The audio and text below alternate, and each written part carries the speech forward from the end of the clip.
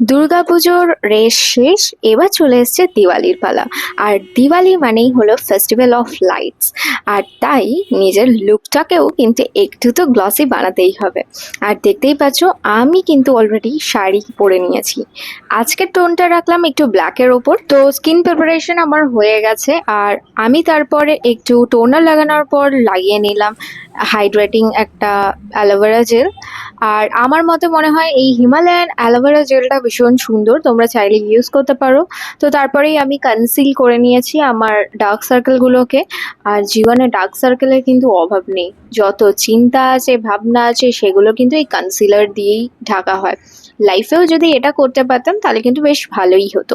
তো যাই হোক, তো ফাইনালি কথা বলতে বলতে আমার কিন্তু মোটামুটি ভাবে মেকআপ ডান। এরপরে আমি একটু ব্লাশ লাগাচ্ছি, আর এই ব্লাশটা হলো ইনসাইটার ব্লাশ, আমার কিন্তু বেশ ভালো লাগে আর এটা খুব বাজেট ফ্রেন্ডলি। তারপরেই পুরো মেকআপটাকে আমি কম্প্যাক্ট পাউডারের মাধ্যমে এটা সেট করে নিলাম।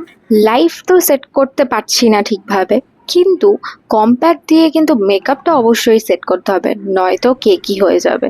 তো এরপরে আমি জ্যাকলিন হিলের একটা সুন্দর প্যালেট থেকে একটু স্মোকি আইয়ের মতন বাট একটু ডিফারেন্ট লুকও রাখতে চাইছি। তারপর ভাবলাম যে একটু গ্লস লাগিয়ে নিই, কারণ একটু হাইলাইটার না দিলে বড় বাজে লাগছে। আর যেহেতু রাত্রেবেলার সাজ এটা, তাই একটু তো চাঙ্কি রাখতেই হবে।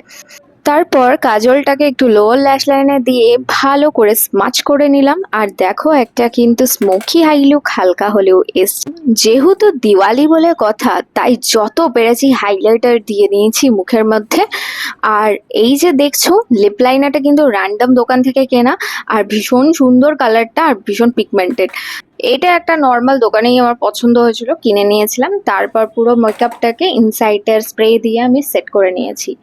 তো এই হলো আমার ফাইনাল লুক। আর জুয়েলারিটা অনেকদিন আগে কিনেছিলাম, যে কারণে পরাও হয়নি। তো ভাবলাম এই লুকটার সাথে ভালো যাবে। তো কেমন হয়েছে অবশ্যই জানিও। Advance happy Diwali, tata.